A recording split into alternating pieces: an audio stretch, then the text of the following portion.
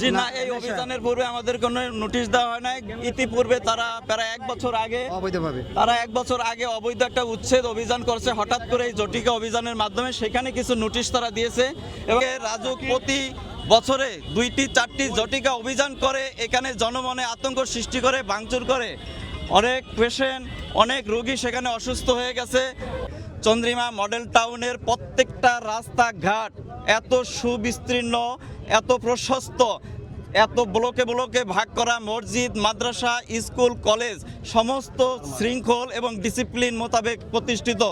রাজুকের কাছে আমাদের Chandrima model town, Dhaka উদ্যান, নবীনগর হাউজিং থেকে শুরু করে অসংখ্য ভূমি মালিক রাজুকের অফিসে যে প্ল্যানের জন্য, নকশা অনুমোদনের জন্য তাদের শরণাপন্ন হওয়ার পরেও তারা আজ পর্যন্ত একটি প্ল্যান আমাদেরকে অনুমোদন দিতে পারেনি। অত্যন্ত দুঃখের সাথে আমরা জানাচ্ছি, এত কষ্ট করে আমরা একটি রাজধানীতে হাউজিং উপহার দিয়েছি। আপনারা সরেজমিনে প্রত্যক্ষ কলে দেখবেন চন্দ্রিমা মডেল টাউনের প্রত্যেকটা রাস্তাঘাট এত সুবিস্তীর্ণ, এত প্রশস্ত, এত ব্লকে ব্লকে ভাগ করা, মসজিদ, মাদ্রাসা, স্কুল, কলেজ সমস্ত শৃঙ্খল এবং ডিসিপ্লিন মোতাবেক প্রতিষ্ঠিত। তারই আলোকে এরকম আরেকটি হাউজিং ঢাকার অন্য কোথাও আছে কিনা আমার মনে হয় না। আপনারা সরেজমিনে পর্যবেক্ষণ করলে বাস্তবতা উপলব্ধি করতে পারবেন। যেখানে 16 ফিট রাস্তা বের করা ঢাকা মহানগরের জন্য কঠিন, সেখানে চন্দ্রিমা মডেল টাউনের শাখা রোডগুলো পর্যন্ত 25 ফিট সুবিস্তীর্ণ করে দিয়েছে। আপনারা জানেন 2টি অ্যাভিনিউ 40 ফিট পর্যন্ত বড় প্রশস্ত করে দেওয়ার পরেও রাজুক আমাদের এই হাউজিংয়ে রাজুকের যে সেবা, বিদ্যুৎ, পানি, গ্যাস, রাস্তাঘাট, সুয়ারেজ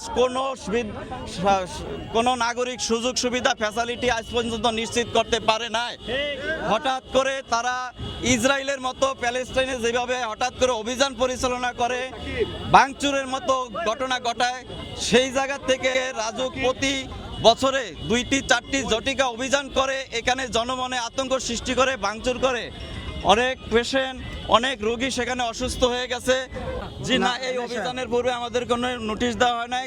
ইতিপূর্বে তারা প্রায় এক বছর আগে অবৈধ একটা উচ্ছেদ অভিযান করছে হঠাৎ করে এই জটিকা অভিযানের মাধ্যমে। সেখানে কিছু নোটিশ তারা দিয়েছে এবং নোটিশের নকশার কথা বলা হয়েছে স্পষ্ট করে। নকশা বিষয়টা হলো, নকশা তো আপনারা দিলে নকশা আমরা সেখানে সাবমিট করতে পারবো, বাস্তবায়ন আপনারা তো আমাদেরকে নকশা অনুমোদন দেন নাই। আপনারা নিজেরাই বিষয়টি অবগত আছেন যে আমরা নকশা দেই নাই, ভূমি কর্তৃপক্ষ সেখানে নকশা কিভাবে প্রদর্শন করবে।